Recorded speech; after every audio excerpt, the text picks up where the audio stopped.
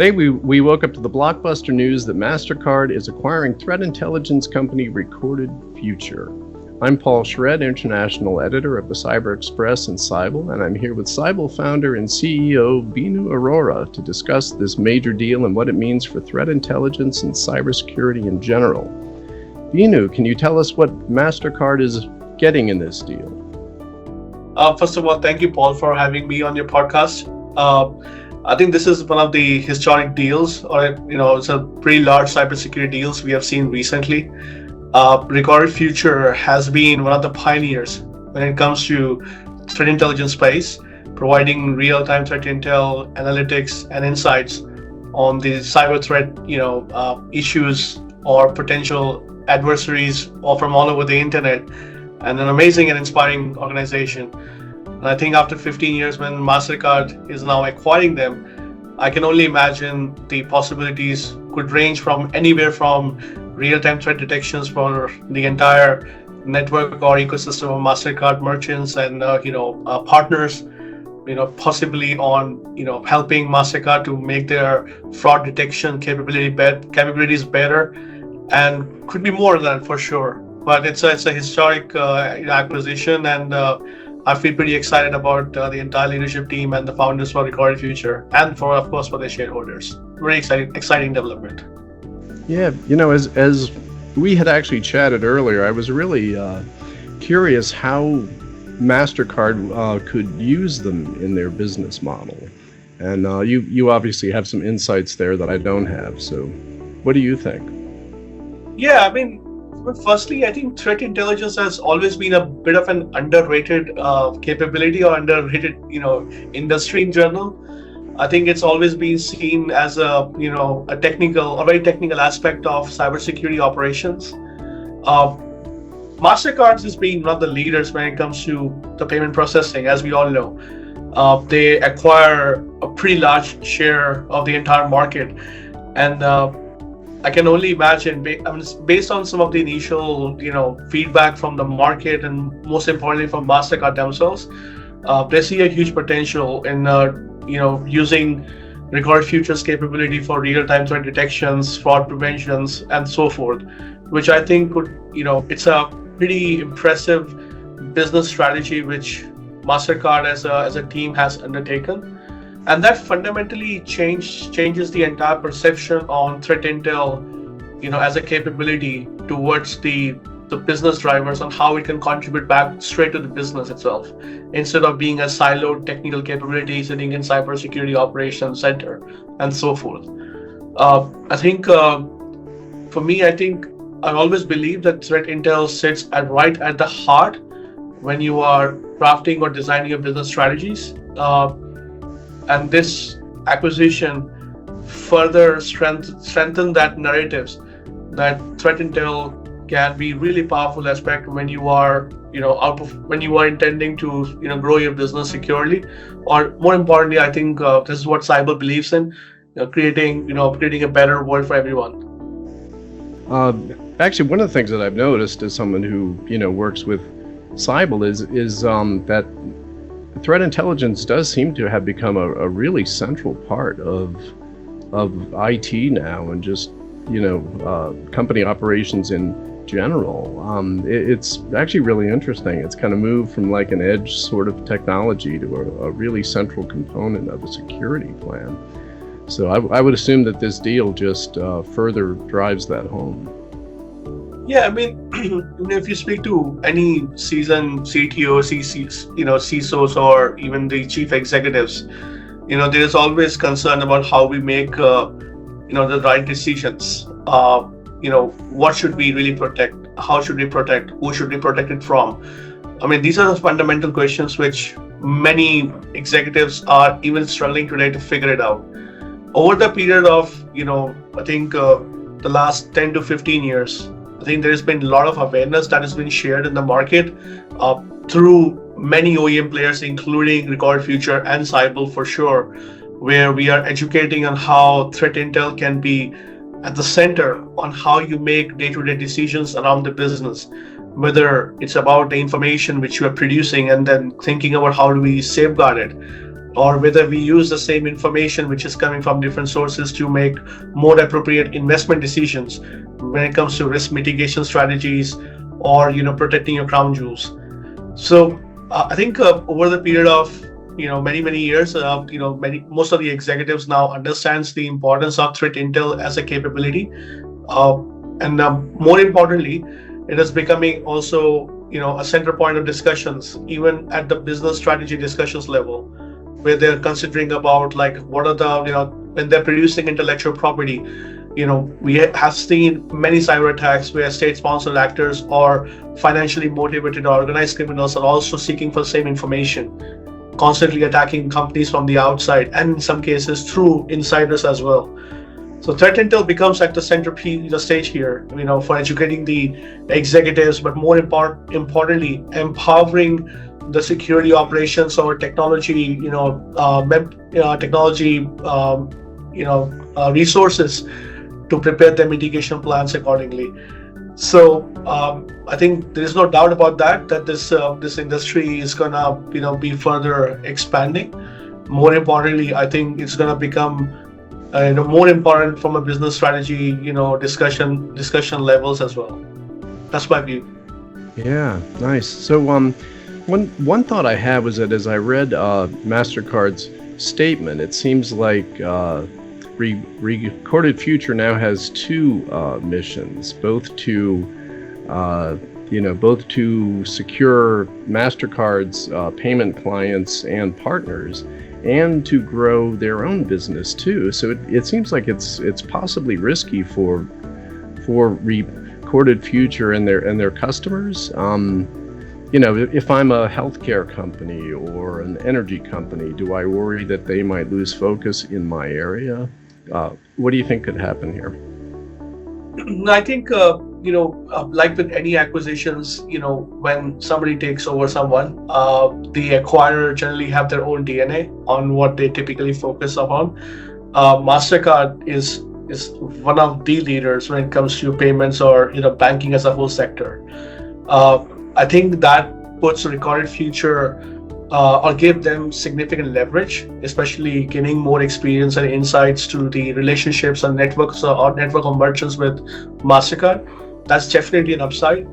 But then on the contrary, there's also a downside potential as well. I'm pretty sure when this whole deal happened, both the sides would have thought through about the potential risks as well, especially for the industries where Mastercard may not necessarily have that level of experience or exposure in the past. It's just because they are very focused on one sector particularly. But what we have seen time to time when these kind of acquisitions happen, and I'm not saying that happens with our Recorded Future for that matter, but if in case some vacuum gets created, there are other players who would step up or would try to fill that fill that vacuum here. I mean, Cyble is working with over 500 organizations or enterprises globally, including both private and the government sector. We are one of the biggest competitor for Recorded Future in many mature markets, and I can confidently say that at the end of the day, we are also in the same league when it comes to innovating, the threat intel capabilities, and we will not let any enterprise feel down. And I hope Recorded Future keeps up their promises, what they already have taken. But if anything goes sideways, there's we can always help those customers or enterprises. That's just the way the typical business ecosystem works. Yeah, I mean, Cyble has definitely become an industry leader in many ways. Like I know one a stat that I've seen quite a bit is you've scanned more than, you've got more than 100 billion files in your vulnerability database, I think. And what are some of the ways that Cyble stands out from the crowd?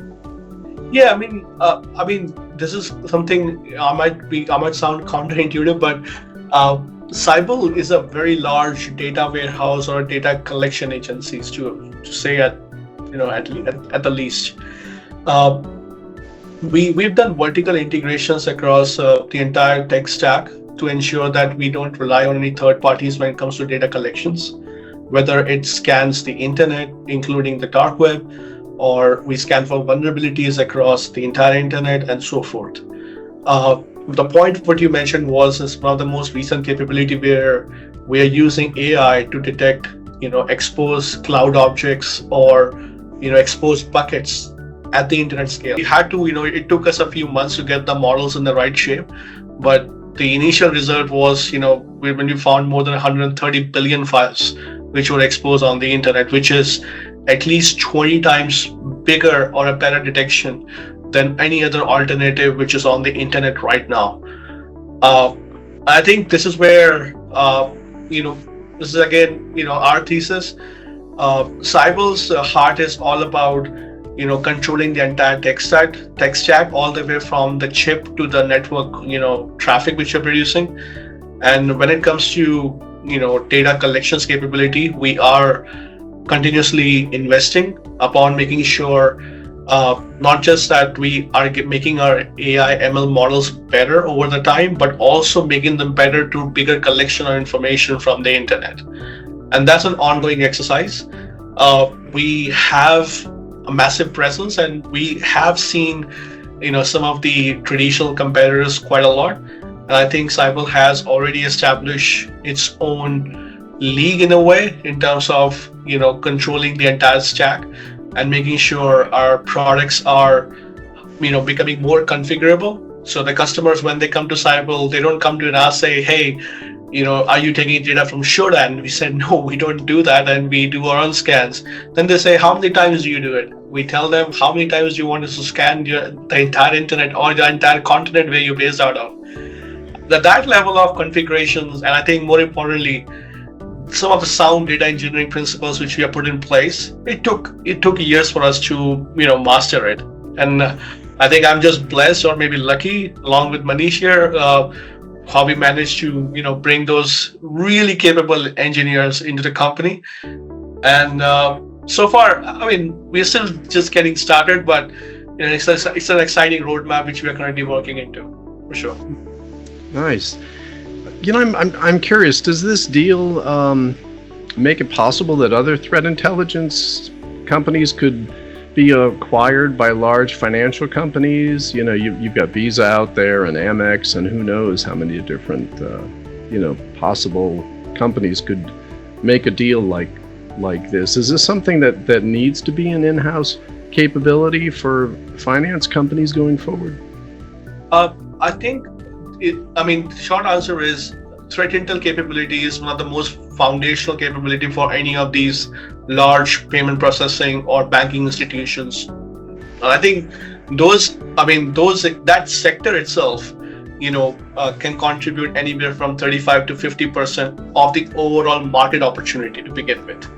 They are the biggest buyers of products and solutions for companies like Recorded Future and Cyble. And it's not atypical for them to get into many of the strategic partnerships or potential acquisition. I think as threats are becoming a lot more aggressive, we are seeing a lot more attacks, a lot more breaches going on. To give you some perspective, Cyble detects more than 10 million compromised cards on a weekly basis. And this is probably Cyble is de facto one of the largest compromised financial data collector on the planet. In fact, some of these competitors have approached Cyble many times in the past for us to share the feeds with them, which we have respectfully, kept a distance, because we want to ensure that our customers gets the significant alpha first before anybody else.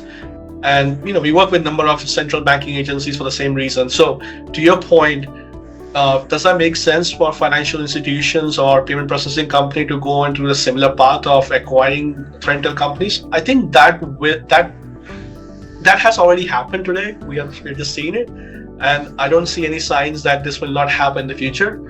I always have an opinion that strategic partnerships is something which has been going on for the last couple of decades. Some of them become a lot more like underpinning because of I think purely because of the joint GTM from an acquiree and an acquirer perspective.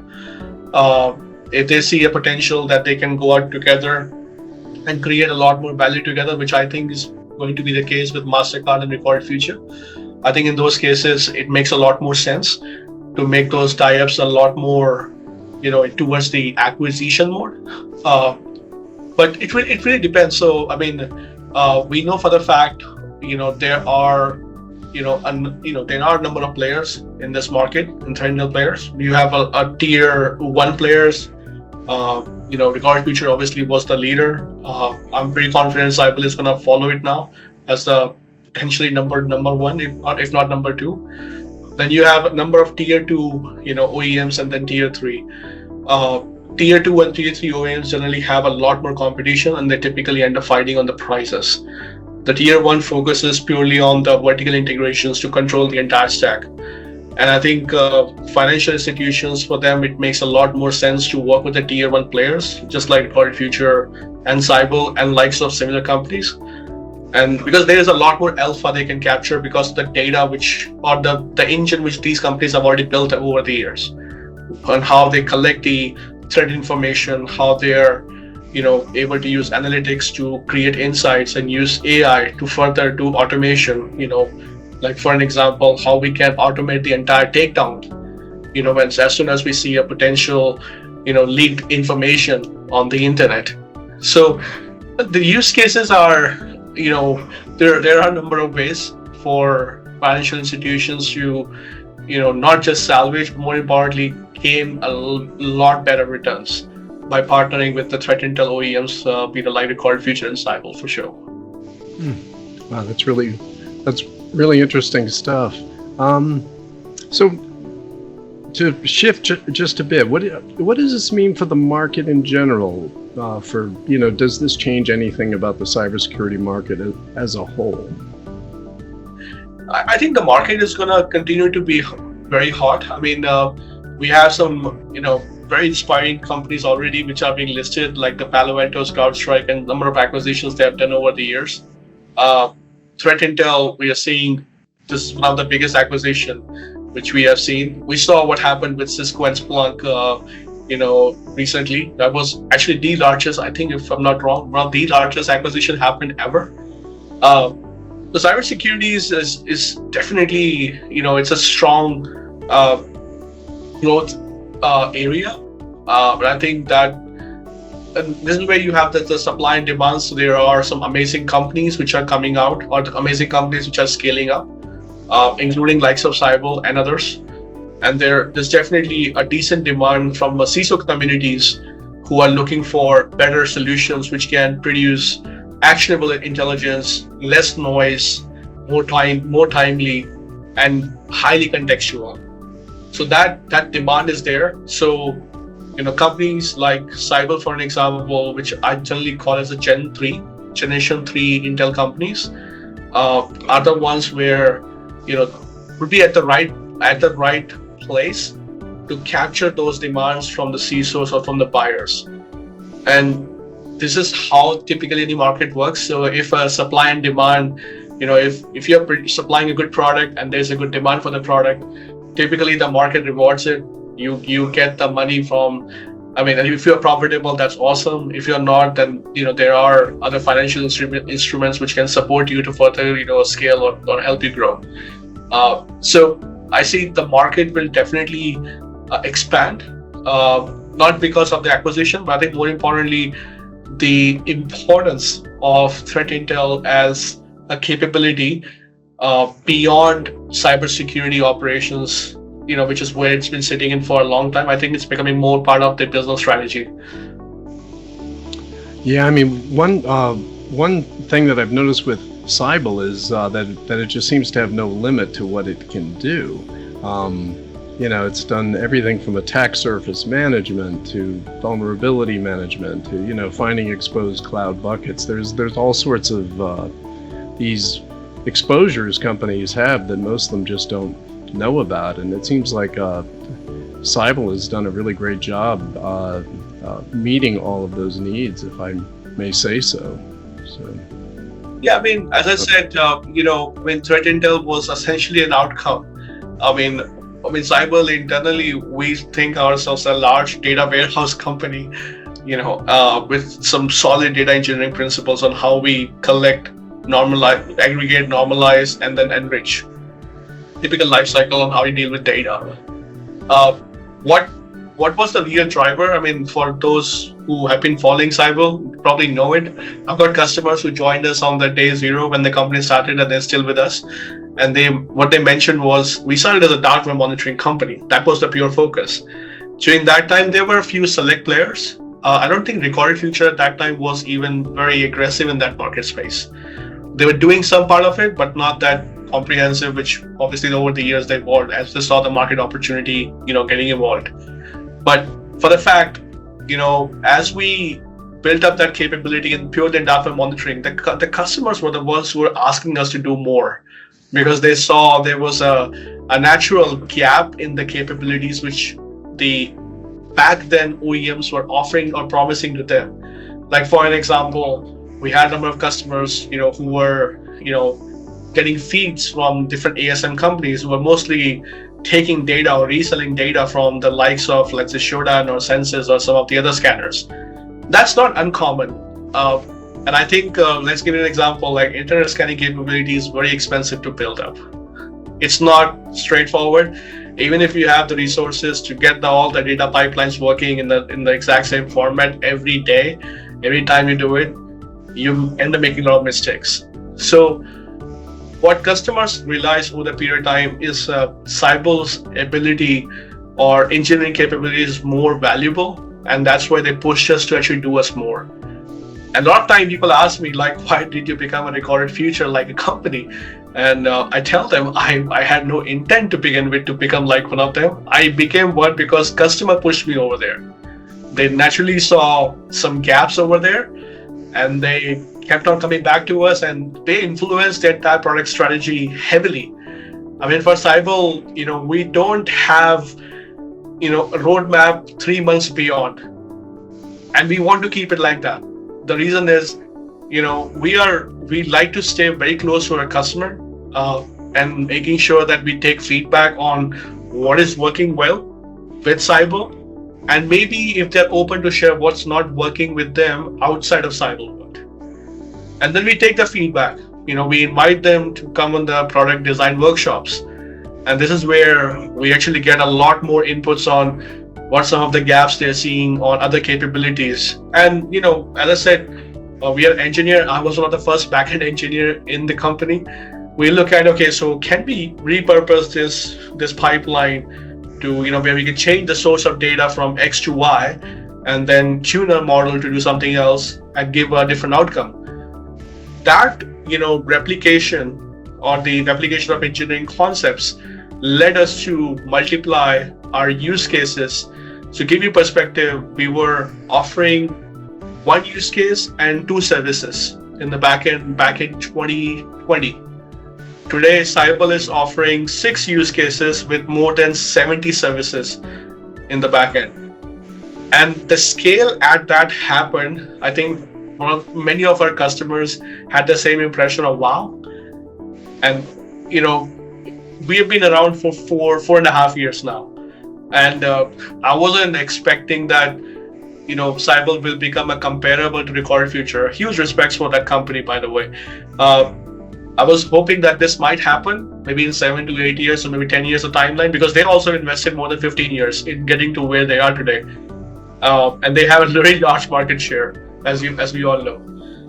So, to get the innovation accelerated to a pace where you are becoming as comparable to, one of the leader in this market, I think that journey has been, fascinating. And more often, sometimes you do have the realization when you are, just, building the products which customers love. I think that's what thesis with Cyble followed, and I don't think that's going to change anytime soon. We will keep innovating. We will keep making the best products in the market. More importantly, keep the roadmap very, very open to our customers. Let them decide for the future of the company. And I must say, Cyble is also very privileged that we have a very supportive set of investors or shareholders in the company who actually let us do the experimentations. And I think that's the art of experimentation and doing constant research. I think this has been something, people don't call it out, but I do want to mention that specifically, because without ongoing R&D, it's very tough to really, be able to meet, the emerging needs of the customers and so forth. Well, that is a great vision. I'm just about out of questions, but I really wanted to thank you and to thank our audience for listening also. Our guest has been Beenu Arora, the CEO and founder of Cyble, which is now just about the largest private threat intelligence company. So congratulations on your great work. Thank you, Paul, and thank you so much for having me. And again, once again, congratulations to the entire leadership and staff of Recorded Future. Amazing work.